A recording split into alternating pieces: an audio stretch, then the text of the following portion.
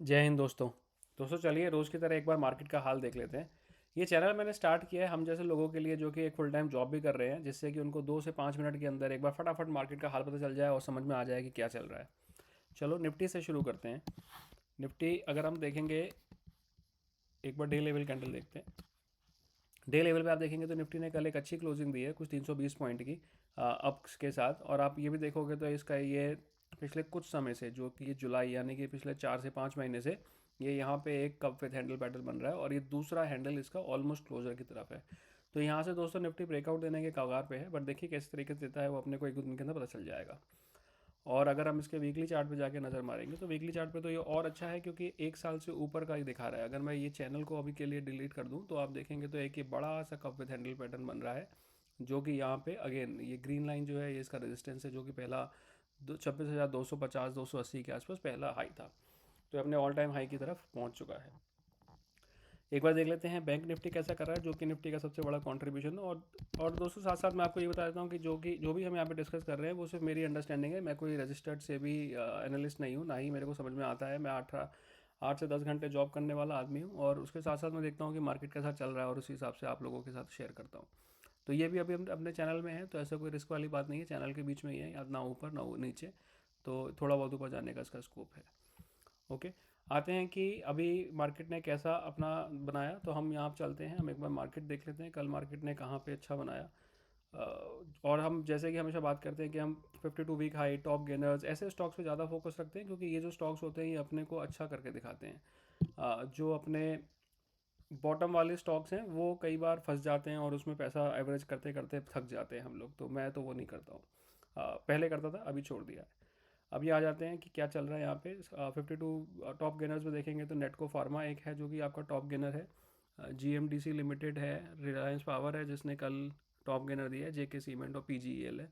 पीजीईएल के ऊपर अभी थोड़ा सा एक बार नज़र मार लेंगे, एक बार देखते हैं कि कौन अपने 52 वीक हाई के आसपास चल रहा है। तो AIA इंजीनियरिंग है, PTCIL है, बैंक ऑफ इंडिया है, कैनरा बैंक है, SBI है। तो बहुत सारे PSU बैंक है जो अपने 52 वीक हाई पे चल रहे हैं अभी। और हमने देखा बैंक निफ्टी अपने चैनल में है, तो ये ऑलरेडी अपना एक रन दे चुके हैं, और हालांकि निफ्टी चैनल में है। लास्ट वीक में कौन किसने अच्छा परफॉर्म किया? नेटको फार्मा ने एक अच्छा परफॉर्म किया, 13 साढ़े 13% की क्लोजिंग दी है। JP power continues to be good performer, 19 रुपये पे चल रहा है अभी। महिंद्रा महिंद्रा फाइनेंस है, जेके सीमेंट है, HEXT है।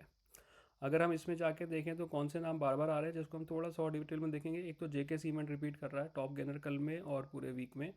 और अगर हम यहाँ पे आके देखेंगे तो PGEL नहीं, आई थिंक जेपी पावर एक कर रहा है, जो पहले भी 2 3 बार मैंने देखा है ये आ रहा है। और इसके अलावा हम जेके सीमेंट और जेपी पावर दो स्टॉक देख सकते हैं।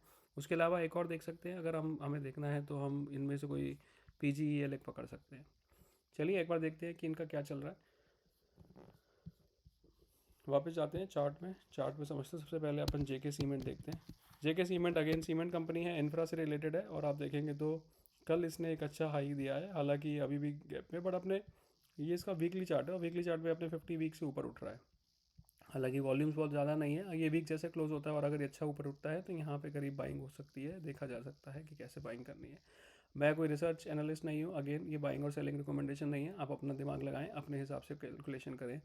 अपन थोड़ा सा बस समझ लेते हैं कि ये शेयर फंडामेंटली कैसा है। अगर फंडामेंटली देखें तो R40 23 है और G100 55 है। मैं मोस्टली कोशिश करता हूँ G100 100 के ऊपर हो और R40 40 के आसपास हो। 35 भी चलता है, बट इस पे तो मैं नहीं जाऊँगा। ओके, अगला स्टॉक देखते हैं जिसमें हम PGEL की बात कर रहे थे। पीजी इलेक्ट्रोप्लास्ट, पीजी इलेक्ट्रोप्लास्ट भी इस पे थोड़ी बाइंग आती दिख रही है। यहाँ पे सेलिंग हुई थी, ये 2 3 वीक से ग्रीन कैंडल की बाइंग आ रही है और ये अपने 100 वीक मूविंग एवरेज के आसपास है। तो ये थोड़ा 600 पे फंसा भी हुआ है। अब एक बार देखेंगे तो ये अपना 1000 1100 के आसपास का वो मार के गया है। करंट पी देखेंगे तो 67 का पी है, और इसका जो हाईएस्ट पी गया है 140 के आसपास गया है। ओके, एक बार जाके इसके फंडामेंटल देख लेते हैं क्या स्टोरी बैठ रही है इसकी।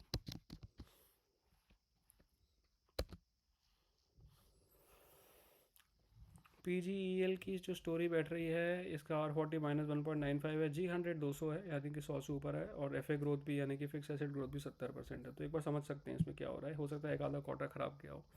तो ये 335, 460, 671, 655, ये वाला क्वार्टर थोड़ा ख़राब गया है ऑब्वियसली। यहाँ पे देखेंगे तो ये ऑलमोस्ट 500, 1000, 1300, 671, 900, 1900, 1500, तो यहाँ पे थोड़ा बहुत ये काफ़ी जंप दिखा रहा है। और इसका जो EPS है ये भी 10 पैसे आया है, हालांकि ये 1.5, 2, 2.5 रुपये, 5 रुपये EPS को टच कर चुका है।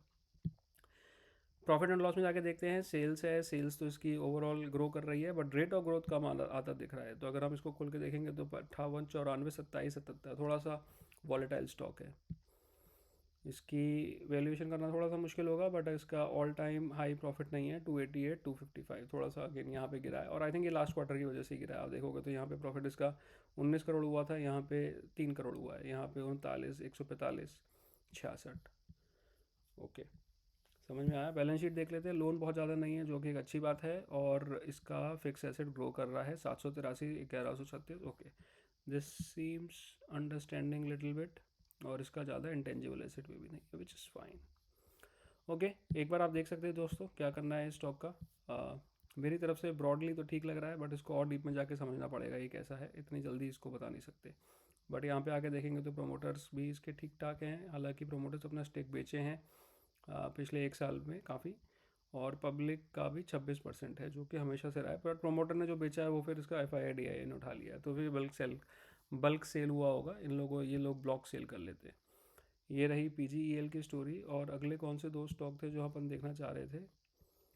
हमने बोला था हम AIA इंजीनियरिंग एक बार देख लेते हैं। AIA इंजीनियरिंग क्या बोलता है, जो कि 52 वीक हाई पे चल रहा है।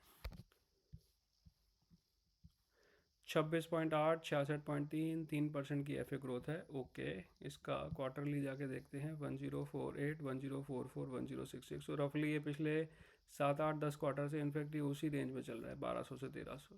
तो इसको तो नहीं पकड़ेंगे अभी हम।